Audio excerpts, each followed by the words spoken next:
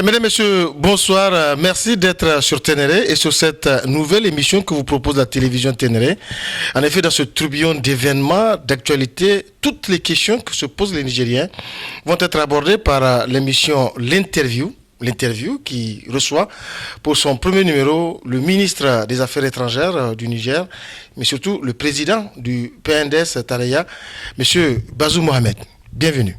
Monsieur le président du PNDS Tareya, bonjour. Bonjour. Enfin, bonsoir, on va être en télé. Bonsoir. Bonsoir, monsieur le ministre.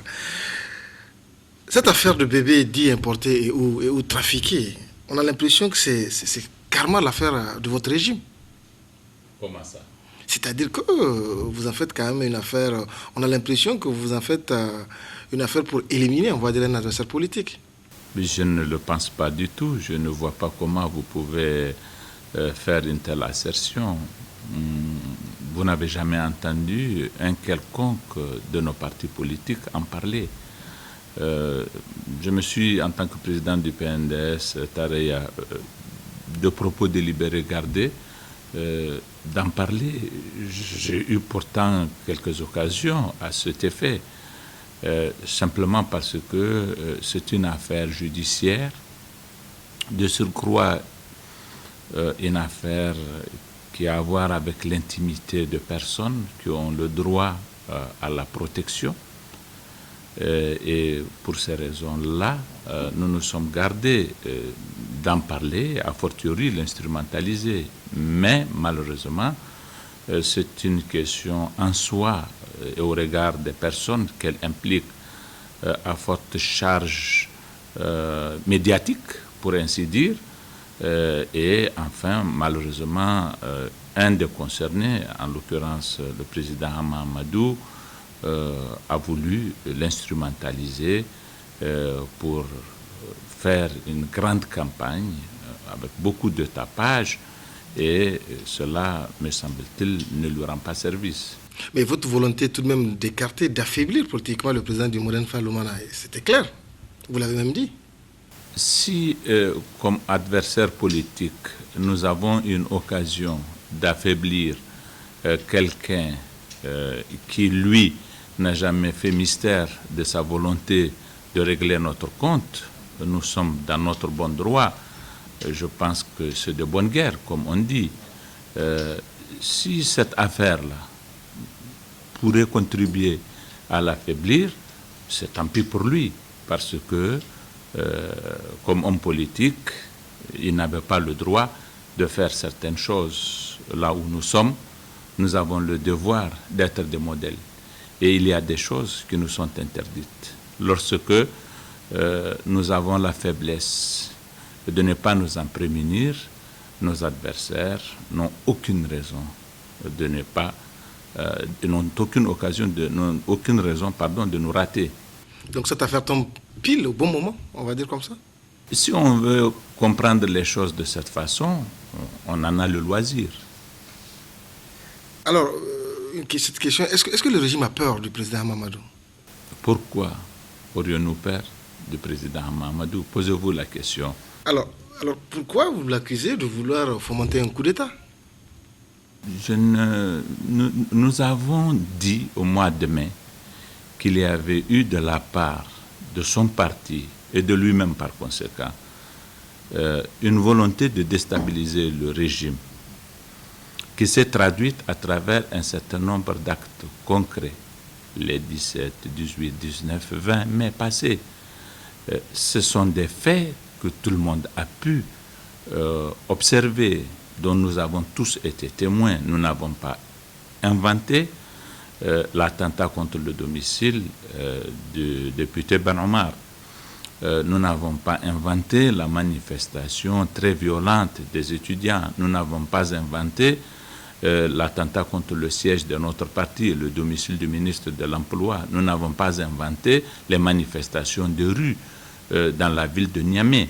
Ça, ce sont des faits réels qui entrent dans le cadre d'une entreprise sur laquelle nous avons beaucoup d'informations, sur laquelle nous avons beaucoup de preuves, et c'est tout.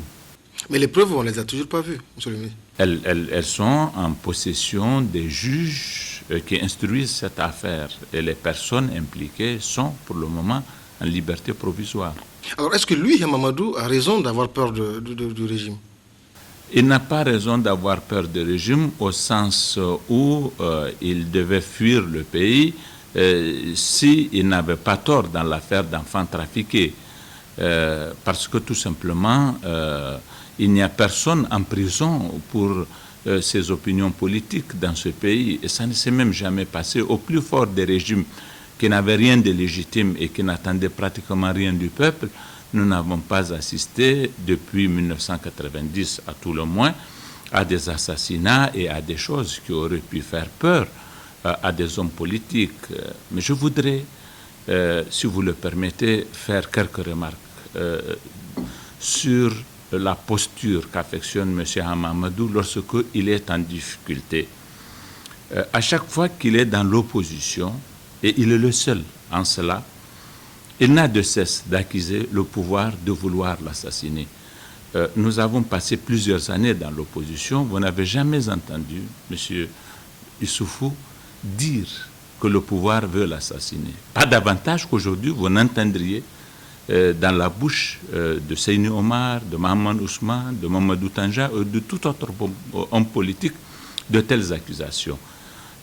Lorsque nous étions au pouvoir de l'AFC, avec comme président de la République son ami d'aujourd'hui, M. Mahaman Ousmane, et qu'ils avaient voulu faire ce qu'ils appelaient la désobéissance civile, Hamamadou a toujours pris la précaution d'être à l'étranger, de peur qu'il ne soit assassiné. Toujours, à chaque fois qu'il y a eu une manifestation, il n'a jamais été présent ici. Lui et moi, nous avons été commis pour être en Europe à la veille de la journée d'initiative démocratique du 11 janvier 1997. Nous avons voyagé par Air Afrique, lui et moi, sur Paris, et nous devrions assurer un certain nombre de contacts en Europe de nature à couvrir les manifestations que nous nous préparions à organiser et à entreprendre la campagne d'information nécessaire pour assurer la protection des personnes qui, de notre point de vue, devaient fatalement être arrêtées. Il y a eu la GID. Les personnes en question ont été arrêtées. Tous nos chefs avaient été arrêtés. Nous avons fait ce travail, lui et moi, en France et ailleurs. Tout cela avait duré moins d'une semaine. Tout ce qui avait été arrêté avait été libéré. Je suis rentré, après avoir voyagé le 9 janvier 1997, le 17, une semaine après, parce que tout était fini, tout était entré dans l'ordre. Hamamadou, lui, il est rentré le 13 avril seulement. Pour ce qu'il a fait avec moi en France, il craignait qu'en revenant, on l'arrête. Il a passé tout son temps à se balader en Europe et dans les pays de la côte. Tantôt au Bénin, tantôt au Togo, tantôt au Burkina Faso, à regarder au Niger pour voir ce que le général Barré peut faire ou peut ne pas faire. Et le jour où il est venu, le 13 avril, il est venu accompagné d'un ami du président Yadema, par ailleurs ami du président Barré. Et il est venu montrer patte blanche. Le lendemain, sans que le président Tanja en sache quoi que ce soit, il est retourné dans le cargo qui transportait les moutons, envoyé par le général Barré au général Yadema, qui, à son retour, a craché ici à l'aéroport de Niamey, à Soreille, à côté de l'aéroport de Niamey. Ça, c'est 1997. Et vous vous souvenez des accusations qu'il avait portées contre le général Barré à ce moment-là. Lorsque il est passé dans l'opposition, après que nous l'avons descendu par la motion de censure de 2007, il avait, et ça a été repassé récemment à la télévision nationale pour que les Nigériens s'en rappellent, accusé Tanja de vouloir l'assassiner. Et il avait dit, on s'en souvient également, que Tanja devait l'amener à Zender pour l'y incarcérer et le tuer. Ce qui caractérise les affabulations de Hamamadou dans ce genre de circonstances, c'est ce luxe de détails totalement superflu sur lequel je veux revenir. Il dit que Tanja veut l'arrêter. Il est censé avoir des informations plus ou moins sûres. Mais comment peuvent-elles être aussi détaillées que c'est à Zender qu'on l'amènerait pour le tuer? Récemment, quand nous nous sommes séparés, le premier meeting qu'il a tenu après cela, à la rive droite, c'était de dire que Issoufou va le tuer. Et il va utiliser à cet effet un transitaire de Zender. Vous voyez le même luxe de détail et de précision totalement étonnant, mais caractéristique de ces affibulations de façon systématique.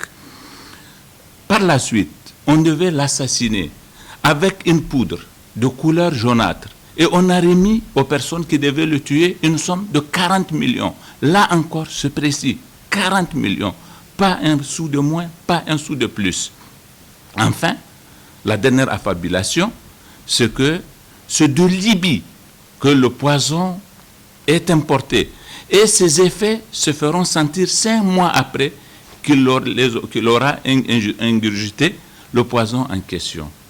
Comment le sait-il? Comment sait-il que c'est un transitaire de Zender? Qu'ils disent qu'on veuille l'assassiner, ça se comprend. Mais qu'il ait ces précisions, c'est étonnant. Qu'ils disent qu'on a donné de l'argent à des gens qui veulent l'assassiner, se comprend également. Mais la précision de 40 millions de francs CFA, ou la couleur jaunâtre du poison, ainsi que la provenance du dernier poison, et de la durée de ses effets, tout cela indique très clairement que ça sort du cerveau de Hamma Amadou, c'est sa marque de fabrique, c'est son logiciel qui comporte ce défaut-là, d'être trop précis pour être vrai.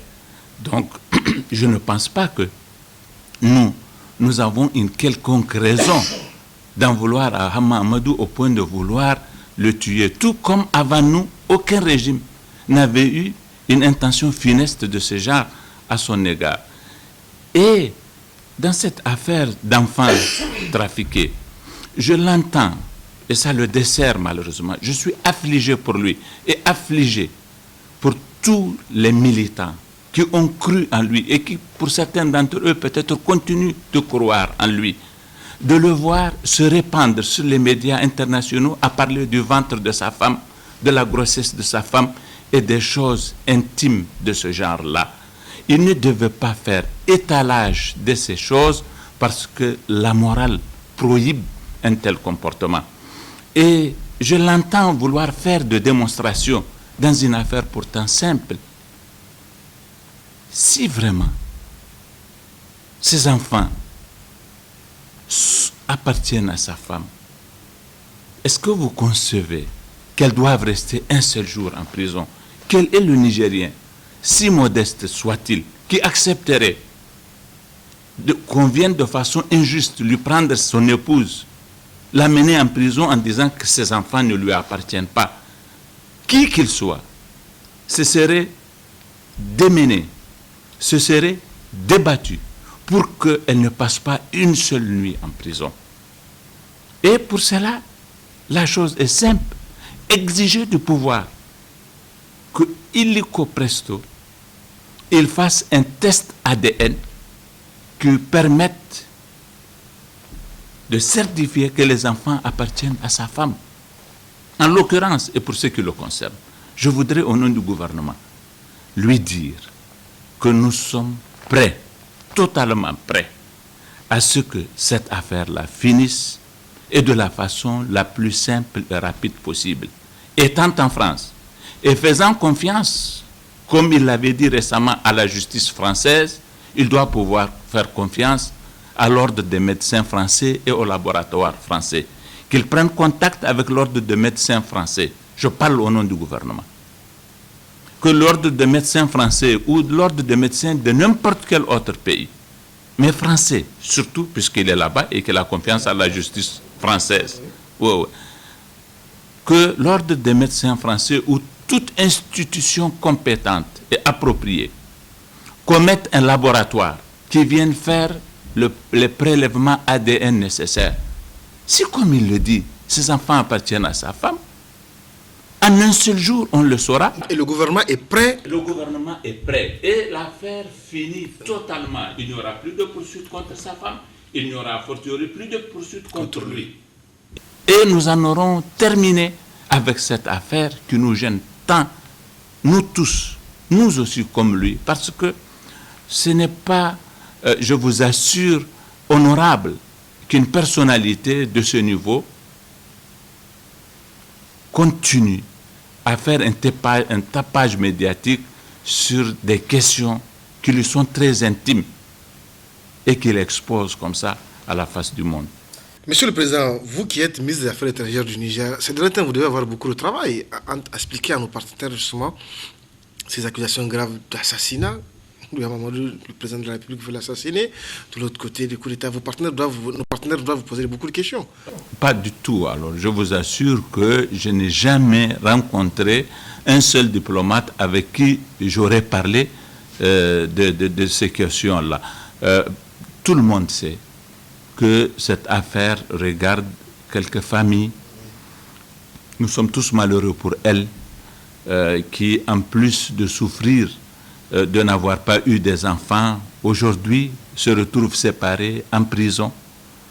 Et tout le monde également sait que c'est une affaire purement judiciaire sur laquelle on peut faire la lumière très facilement avec aucune chancellerie, je vous assure.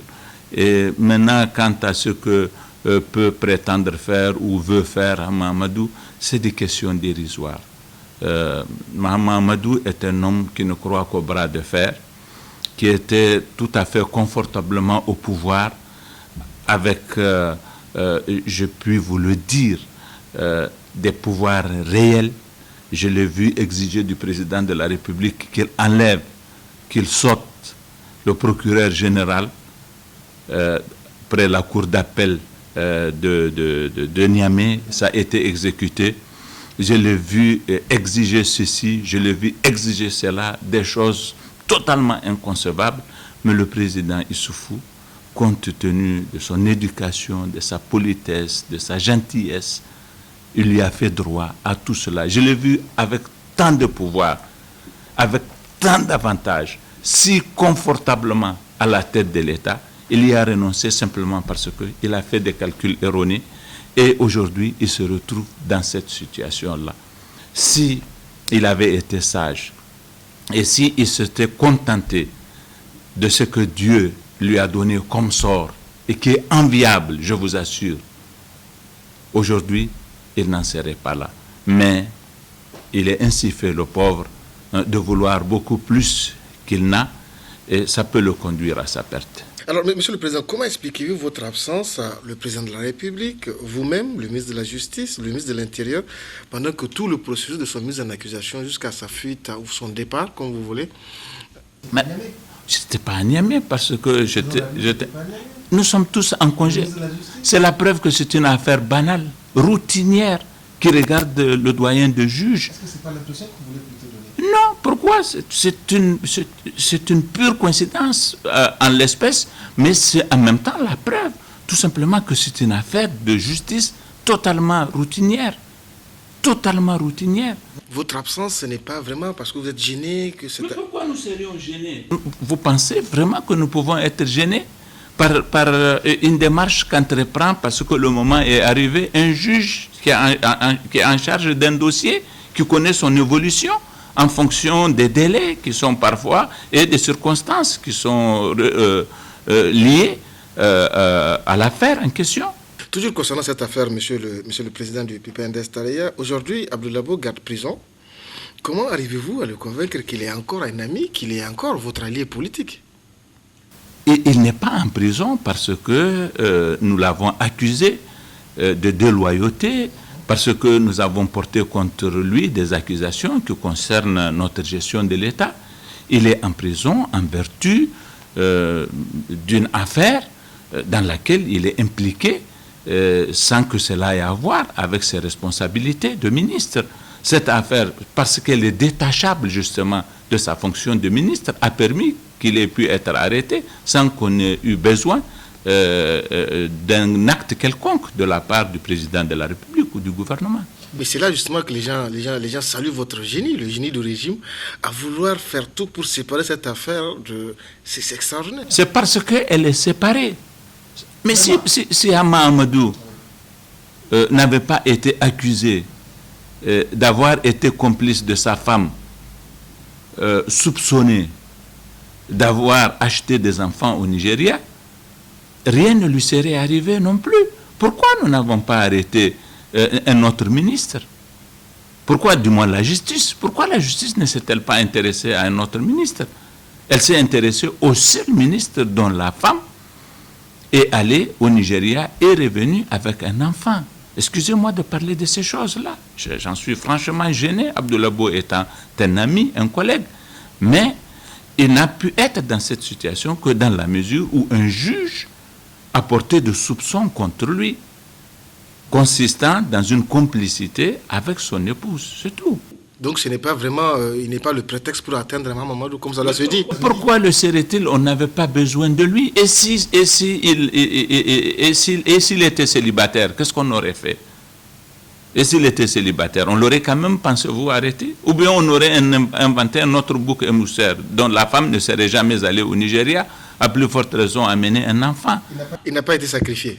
Pourquoi le serait-il? Il nous est trop cher, Abdoulabo, pour que nous le sacrifions. Il a été un grand camarade à nous. Nous avons combattu avec lui dans le cadre de la CFDR et nous n'oublierons jamais sa participation à ce combat. La posture courageuse qui a été la sienne d'accepter même de faire éclater son parti parce que simplement il pense que c'était éthiquement la seule attitude à avoir vis-à-vis du comportement du président Mahamadou Ousmane.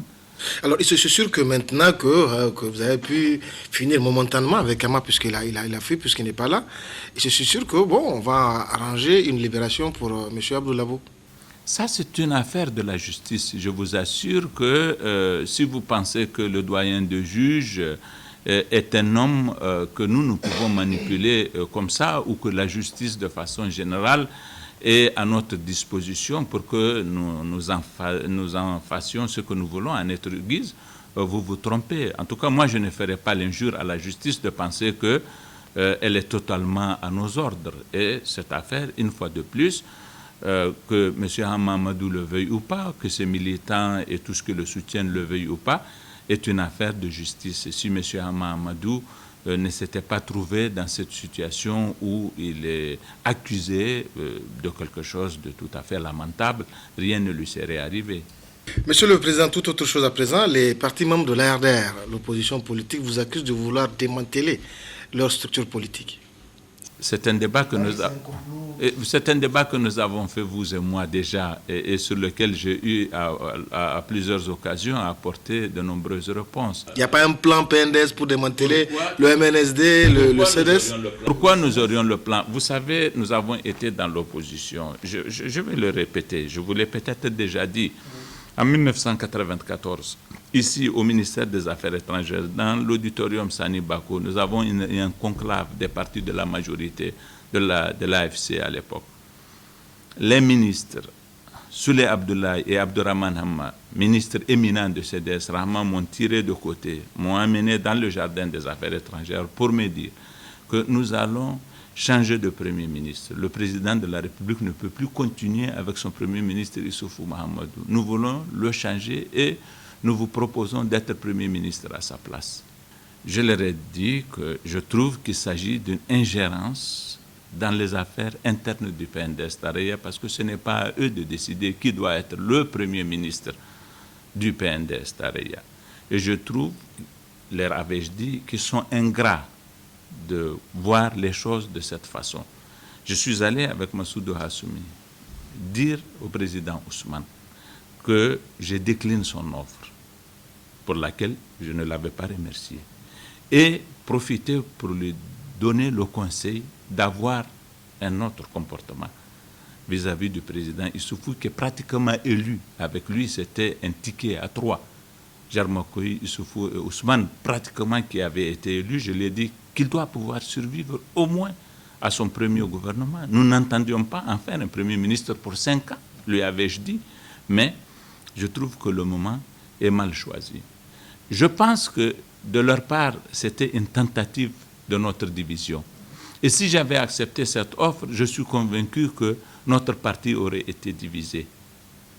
Nous avons préservé l'intégrité de notre parti parce que tout simplement, nous n'avons pas cédé au chant des sirènes. Croyez-moi que pour avoir été ministre du président Barré pendant 3 mois et ministre éminent des Affaires étrangères, j'ai eu des offres pour que je reste au gouvernement et continue mon chemin avec le général Barré. J'avais refusé ces offres-là. Il y a eu de la part du pouvoir à l'époque encore une autre tentative de notre division dont j'avais été l'instrument, que je refusais. Et sous Tanja, beaucoup de nos camarades auraient pu tenter, auraient pu être tentés, ils auraient pu prendre l'initiative d'aller faire des démarches, dire venez, nous sommes à votre disposition, donnez-nous ceci ou donnez-nous cela. Nous sommes passés par des moments très difficiles. Je voudrais vous dire que l'élection de 2004 a été particulièrement pénible pour nous. Quand je m'en souviens, je suis encore ému. Ça a été une épreuve très dure pour le président Issoufou. Ça a été une épreuve très dure pour nous tous. Nous l'avons assumé. Nous sommes sortis encore soudés. Parce que tout simplement, nous avons un chef qu'il n'était pas possible que nous quittions. Il n'était pas possible que nous nous séparions. Nous sommes restés. Ensemble, oui, il faut que les gens le sachent. Un parti, c'est comme un organisme. Il doit créer lui-même les antidotes aux facteurs de son agression. Et il doit sécréter lui-même les moyens de son immunité. Parce que tout simplement, c'est comme dans la nature. Vous êtes exposé à des agressions. Vous devez y résister. Surtout lorsque vous êtes dans l'opposition. Vous êtes vulnérable. Vous pouvez être en proie à des tentations. À charge pour vous de ne pas y céder. Tout parti qui cède aux entreprises de sa déstabilisation par le moyen de sa division est un parti dont l'immunité n'était pas assurée par la qualité de la gouvernance de ceux qui y président. Un point, un trait. Ne cherchez pas midi à 14 heures. Si même nous devrions entreprendre la déstabilisation des partis, je l'ai toujours dit, nous serions dans notre rôle. Nous serions dans notre rôle. Encore qu'en l'espèce, nous ne l'avons pas fait. Moi, je suis affligé pour le président Seyni Omar. Je vous assure, je l'ai déjà dit. Lui qui avait commis 3 de ses lieutenants pour discuter avec 3 représentants très proches du président de la République. Cela a duré 2 mois. Ils sont arrivés à des conclusions qu'il avait acceptées lors de ses propres instances de parti et qu'il fasse volte-face pour accepter que son parti soit divisé. Il est mal placé, lui, pour porter des accusations contre quiconque. Issoufou, à sa place, n'aurait pas commis cette erreur, que dis-je, cette faute. Alors, monsieur le Président, vous gardez quand même sous perfusion des militants de haut rang du MNSD et même du CDS. C'est parce que ils ont été en désaccord avec leurs dirigeants respectifs. C'est pas parce que vous les avez débauchés. Pas du tout. Parce que M. Albadé, c'est Seyni Omar. C'est M. Seyni Omar qui l'a désigné pour diriger la délégation du MNSD qui avait discuté avec la délégation du président de la République. Ce n'est pas nous qui lui avons dit il faut nous donner Albadé pour que nous discutions avec lui. Ou bien vous n'avez pas approché Albadé pour diviser le MNSD? Nous n'avons pas approché. Il était loisible au président Seyni Omar de désigner les camarades de son parti à qui il avait confiance et qu'il aurait commis pour cette mission-là. Mais Albadé a pensé que, après ce qu'il a pris comme engagement avec la délégation du PNDS, il ne revient pas en arrière. Les hommes sont différents. Mais monsieur le Président, il y a également des militants des partis membres de la MRN, votre coalition, qui quittent leur parti pour le PNDS, d'ailleurs. Ça arrive, malheureusement. Nous ne pouvons rien. Et je ne pense pas qu'il y ait de règles strictes et qui en fassent interdiction. Nous nous comprenons. C'est des choses qui sont gênantes, croyez-moi, mais qui arrivent également. Est-ce qu'on peut nous en faire le reproche? En tout cas, les dirigeants de ces partis qui me connaissent savent que je ne déploie aucun effort à cet effet. Et ils sont sûrs, ils sont sûrs. Ils vous en ont... Je dis, ceux qui me connaissent savent que je ne déploie aucun effort. Maintenant, qu'est-ce qu'ils pensent? Ils vous l'ont pas dit? Parlons par exemple du président Chefou qui a perdu le ministre Labo. Labo Boucher qui est devenu... Oui, mais malheureusement, ils se sont séparés avant que Labo Boucher n'adhère au PNDS. Malheureusement, c'est aussi ça. Excusez-moi, ce n'est pas des choses qui me regardent, franchement. Vous qui défendez une certaine éthique politique, pourquoi vous acceptez ces genres de glissements, par exemple? C'est une bonne question. Je pense qu'au plan moral, votre question est très sensée. Au Niger, c'est une habitude.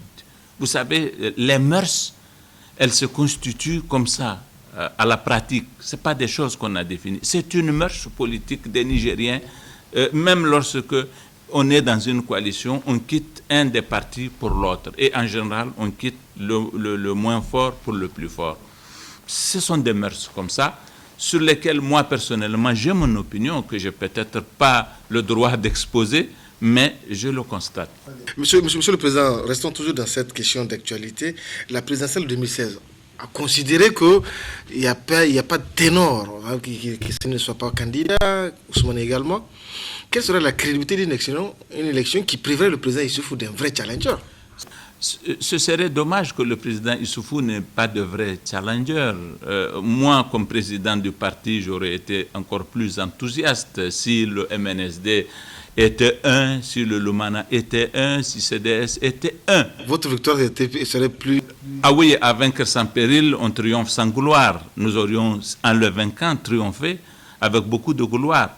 S'il ne devait pas être uni, s'il devait être divisé, s'il devait être en lambeaux ainsi que cela se dessine, et si nous sommes tous en vie et que nous devions gagner ces élections, évidemment, l'élection n'aurait pas le même piment ou n'aurait pas le même sel. C'est clair, il faut souhaiter, et personne ne peut prédire de quoi l'avenir est fait. Il faut souhaiter que ces partis se retrouvent, qu'ils refassent leur unité autour même de leur leader d'hier, Seyni pour le MNSD, Hamma pour le Lumana, Ousmane pour le CDS, et que nous ayons une bonne élection. C'est ça notre vœu, et personne ne peut aujourd'hui dire avec certitude qu'elle n'en serait pas ainsi. Alors, Monsieur le Président, est-ce que vous envisagez tout de même une victoire au premier tour? Il est difficile de bouillir les marmites de l'avenir, j'ai l'habitude de dire. Pour le moment, le paysage politique n'est pas définitivement fixé. Mais une victoire au premier tour est quelque chose de plutôt difficile. Le président Issoufou avait 36,5% de voix. Je constate que le président Tanja avait été élu au premier tour de 99, avait 32% de voix. L'élection d'après, après qu'il a exercé 5 années de pouvoir, il s'est retrouvé avec 40 et quelques pourcents, 41%, mais semble-t-il, il a eu 10 points. Considérons que les 10 points sont le bonus qu'on donne à celui qui occupe le fauteuil du président de la République. Il n'est pas impossible que Issoufou se retrouve avec 46%, ce qui n'est pas loin de 50%, mais on ne sait pas de quoi l'avenir va être fait, et ce sont par conséquent de spéculer inutilement. Monsieur le Président, l'actualité, c'est également le mont Greboun. Est-ce qu'en l'inscrivant comme matériel militaire, comme le disent les gens de l'opposition, est-ce que vous voulez que ce marché échappe à tout contrôle? Comment peut-il échapper à tout contrôle? Nous avons une majorité à l'Assemblée nationale. Vous pensez que nous avons besoin de maquiller quelque chose vis-à-vis de notre majorité? Cet avion est géré par le ministère de la Défense. Voilà, c'est un détail. C'est totalement dérisoire vouloir faire des chicanes sur cette question. Je trouve qu'on manque tout simplement d'arguments. Excusez-moi, c'est un peu pitoyable quand même comme posture. Alors, pourquoi Mont Greboun et non pas le Mont Magasin? Pourquoi le nom? Je n'en sais rien. Je n'ai pas été mêlé à la réflexion qui a pris cette décision. Alors, cet oiseau, il est très beau. Mais est-ce que pour son âge, il n'est pas un peu cher? Je n'en sais absolument rien. Alors, Monsieur le Président, vous avez également décidé de vous faire un beau cadeau, un siège que vous comptez construire ici même à Niamey, toujours au quartier, on va dire, Zabarkan. C'est un caprice ou c'est une nécessité? C'est une nécessité, tout simplement. Tous les partis qui ont été au pouvoir l'ont voulu et nous n'avons jamais jeté la pierre à ces partis d'avoir voulu construire des sièges. Le CDS, d'après ce que nous en savons maintenant, avait démarché les Koweïtiens, avait eu l'argent, ils auraient pu le construire, ils avaient eu suffisamment de fonds pour le faire. Le MNSD, à grande pompe, est allé poser sa première pierre, ainsi que moi je l'ai fait. Ils avaient reçu même de l'argent du Soudan, croyez-moi. Ça n'a pas été fait. Je pense que ce n'était pas des faits de caprice de leur part, pas davantage que pour nous. Aujourd'hui, c'est une nécessité et moi, je mets un point d'honneur à le faire pour, une fois de plus, marquer la différence d'avec ces partis-là. Alors, Monsieur le Président, les Nigériens se demandent quel monument va orner la place de la concertation. Je n'en sais absolument rien. Je l'ai lu hier dans un journal. Ça n'a jamais été une affaire que nous ayons discutée en Conseil des ministres, du moins pas en ma présence. Aujourd'hui, après 3 ans de pouvoir, quelle est votre plus grande fierté? Ma plus grande fierté, c'est que nous ayons un pays uni et en paix. Croyez-moi que pour moi, comme ministre des Affaires étrangères, qui suis souvent dans les forats où on discute des questions de sécurité et des problématiques sécuritaires nouvelles, c'est l'hommage qu'on nous rend le plus. Nous sommes coincés entre le Nigeria, la Libye et le Mali. Et avec cela, les facteurs et le sentiment de sécurité ne font que se renforcer chez les citoyens. Vous savez, c'est en effet un miracle. C'est un miracle. Il y a une étude qui a été faite et qui consiste à demander aux citoyens s'ils se sentent en sécurité. 85% des Nigériens ont répondu qu'ils se sentent en sécurité. Nous sommes alignés avec la Suisse à ce niveau-là. C'est remarquable cela et j'en suis très fier. Et je sais, et je veux que les Nigériens le sachent, que ce n'est pas le fait du hasard. C'est le résultat d'une politique voulue et menée de façon obstinée par le président de la République. Si on devait mettre des données dans une machine intelligente pour lui poser des questions et lui poser précisément la question de savoir quel serait le sort du Niger en 2011 au regard de ce qui s'est passé en Libye et du grand cataclysme auquel le Sahel était promis, je vous assure qu'elle aurait répondu que le Niger sombrerait. Et le Niger est debout. Et rien que cela, c'est suffisant pour m'amener à croire que nous devons être fiers de ce que nous avons fait. Quel est votre plus grand regret alors? Mon plus grand regret, c'est ce débat sur les enfants trafiqués. C'est le fait que le Lumana ait quitté le pouvoir. Je le regrette. Je suis allé personnellement voir, avant mon voyage sur le Brésil, le président Hama pour lui donner tous les gages. Lui dire, on se retrouve à la Villa Verte. Je te fais toutes les concessions. Et je suis mandaté par le président de la République. Le président de la République lui a envoyé 4 fois le Premier ministre, Brigitte Raffini, le médiateur national, le président du Conseil économique et social, la présidente de la Cour constitutionnelle. Toutes ces personnalités-là lui ont rendu visite. Toutes lui ont dit de ne pas quitter. Il est parti. Regardez ce qui lui arrive. Le pays est tout aussi stable. Et je veux vous dire, il est plus stable qu'il ne l'aurait été si lui était au pouvoir, simplement parce que c'est un homme, même lorsqu'il est avec vous, qui n'est pas des plus accommodants. Et il a été, pour avoir quitté le pouvoir, privé de ses capacités de nuisance qui nous faisaient beaucoup de tort. Mais au plan humain, moi, je suis ainsi fait, malheureusement, je regrette malgré tout. Pourquoi malheureusement? C'est humain, c'est bien, c'est un beau sentiment. Je n'en sais rien, je regrette qu'il ait quitté. Voilà, mais ce que je regrette le plus pour lui, c'est son sort actuel. Et cette campagne pathétique qu'il mène avec des arguments qui font que tout le monde le moque. Je parle avec les journalistes. Vous savez, j'ai demandé aux gens de RFI de m'interviewer. Ils m'ont dit, nous sommes disponibles totalement. Surtout quand c'est vous, monsieur le ministre. Sauf que, monsieur le ministre, vous pensez vraiment que vous devez répondre à cela? Vous pensez que vous avez besoin d'argumenter? Ils m'ont dit, vous n'avez vraiment pas besoin d'argumenter. Tout le monde comprend ce qui s'est passé. Voilà.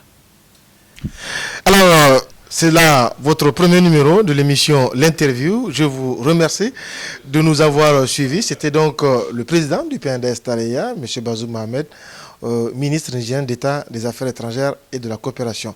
Rendez-vous la semaine prochaine, Inch'Allah, pour un autre numéro. Merci.